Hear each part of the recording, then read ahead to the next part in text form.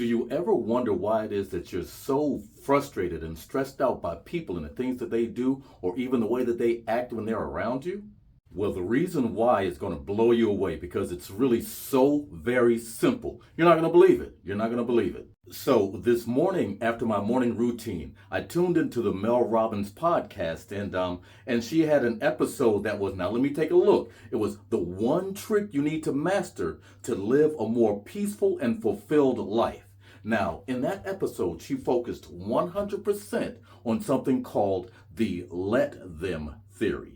I repeat, the let them theory. So yeah, I was completely shocked and amazed to find out that I had actually been employing this theory in my life for quite some time now, a few years now, because I, like most of you, suffer from something called controlism, or if you will, control freakism, because I'm a control freak and I don't control people by force. You see, mine is more subtle. I have a persuasive kind of control. I have a kind-hearted control.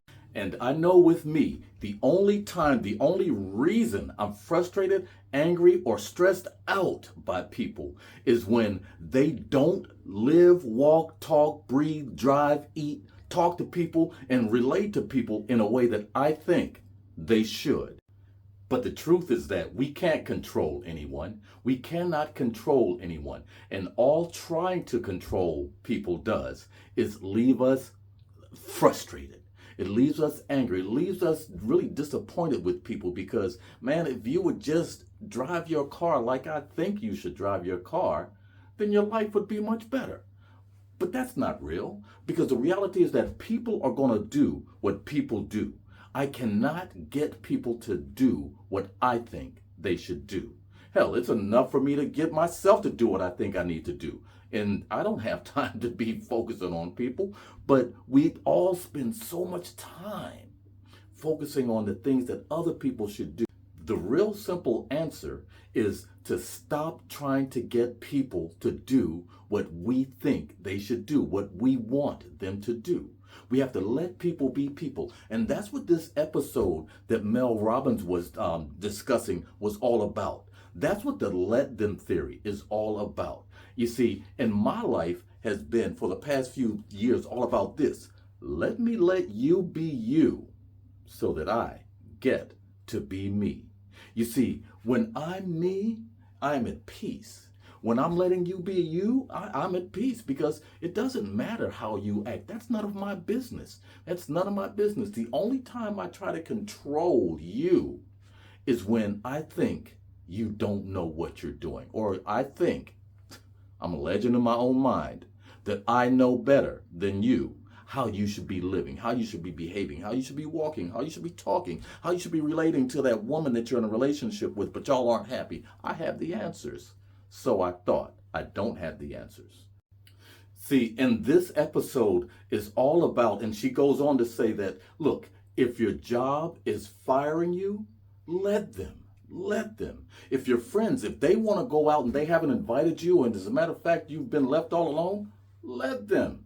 It doesn't matter. Look, and I'll go even a step further. If you walk into the break room, you're on your job, and everybody seems to hush, and you know that they're talking about you behind your back, let them.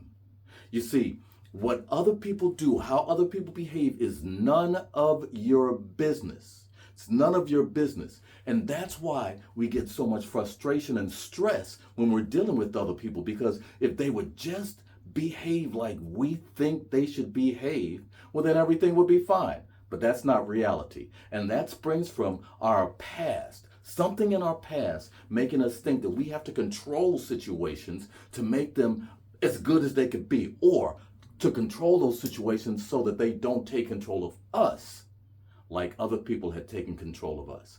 So, in the final analysis, what we have to do is allow people to be themselves. That's going to make you a lot less frustrated. It's going to make you second guess and question yourself so much less. It's going to let you have peace. See, because when you are able to let people be themselves, then, as she was saying, you then have a choice of what to do next. The choice is up to you what to do next. But even more than that, the choice is yours how you're going to show up every day when you know that your intention is to let people be themselves and not try to control who they are, how they act, how they drive, how they talk, how they deal with that unfaithful lover or whatever the case may be. See, because the truth is, people need to go through what they need to go through. Now, you may be able to give them some good information. You may be able to share some good insights with them. You may be able to give them some good suggestions. But my friend, that's all you can do. Give them suggestions. See, because even if you're forcefully trying to control someone, you can't control anyone. Because I want you to, and I want this to register in your mind. People have to willingly allow you to plant in their mind the desire to do something. In other words, they still make the decision to do whatever it is that you're telling them that they need to do. All you do is just advise them. So bring it down because you're not that important. I'm not that important when it comes to controlling people. We can't control people. So move away from that. And there's a psychologist by the name of Dr. Amy Johnson, and this is from Mel Robbins' research, because y'all know that those of you who know her, she's a serious researcher. And as a matter of fact, those of you who know her and have not subscribed to her podcast, you need to subscribe to her podcast and take a listen, because there are insights, principles, and strategies that come out of her that are amazing and will change your life. And for those of you who have not heard of her or have not tuned into any of her podcasts or YouTube episodes, listen, do yourself a favor. Do yourself a favor. If you're trying to improve your life in any way, in any area, in any kind of situation, well, then you need to have someone who could care less about making money off of you, but who cares so much more about making your life livable and lovable to you, helping you to do that. So tune into her podcast, subscribe. When you get back into the driver's seat of your own life, you're going to see how ridiculous it sounds for you to even think about getting into the driver's seat of somebody else's life. Because who's driving your vehicle then? Your ass is going to crash. So stay in your own driver's seat. Let people drive their own vehicle. So an example of how this is working in my life is this. I have a friend, a very, very good friend. We consider each other brothers, and an amazing friend of mine. Now, I've been clean and sober for almost 11 years now, a little bit more than 10 years, going into like 10 and a half. At any rate, me and this guy, we came into the recovery world, the recovery life together. And we formed a major, major bond, and fell in love with his mom. She fell in love with me. Not like that, not like that. She adopted me pretty much as her son because I was able to help facilitate the two of them getting back together. But at any rate, for the past 11 years, my brother, my friend, has been trying and falling and trying and falling. He's an addict that's out of control, and he wants to stop only until he has access to the drugs, to everything, the alcohol, everything. And you see, and my whole thing was this. Now, if I do it, if I can do it, anybody, and believe me, anybody can change their life and move away from that if I can. Nevertheless, every time he would fall, at first I was like, okay, let's just hold on. But every year he hasn't gotten any more than 6 months clean. And then he'll run back out and do his thing, and he'll call me, Rich, I need some help, man. And he's got health issues. Now he's got heart issues. Now he's got blood issues. And I want to tell him, hey, look, dude, this is what you need to do. I've done that in the past. I've told him this is what you need to do. And he's listened to me up to a certain point. After that, he stops, and then he disappears for a while. And he'll call me, when he's like at death's door. So I had to say to myself, man, I love you, brother. I truly love you. But here's the deal. I have to let you be you so that I get to be me. See, because if I continue to try to fix you, if I continue to try to come up with the answers to why your life is not working out, to why you still make those bad decisions, to how you're thinking, to how you're entertaining those, if I continue to try to solve your issue, man, I take away your initiative. I take away your initiative. And I can't afford to do that, see, because I can't play God with anybody's life. So as much as it hurts me, as much as it may pain me to see, my friend go through that, he's got to go through what he goes through. See, because me, I would not stop until I was ready to stop. And when I was ready to stop, when I was ready to change, when I was ready for a new life, to throw that old life away and to usher in a new life, look, it wasn't even, there was nothing that could tempt me to go back. I was done. I was done. And that's a decision that most people have to make, especially when it comes to trying to control people. Look, we can't control anybody, but you keep trying. Why? Why do you keep trying? Listen, if you could control yourself the way that you want to control other people, life would be amazing. We're all a work in progress. I'm working on that myself. There are tons of areas that I have to work on, but I'm doing the work. You see, trying to control other people, just like Dr. Amy Johnson explained, is kind of like being in a raging river, paddling upstream in a boat, trying to make some headway. You're paddling as hard as you can, but you can't get anywhere. And the way to get somewhere is to stop trying to control others and just let the flow of life take you where it's taking you, and do the best that you can with where you are, because you can do amazing things. But stop trying to swim upstream. Stop trying to swim upstream. So in the final analysis, what we have to ask ourselves is this: is it worth it? Is it worth it?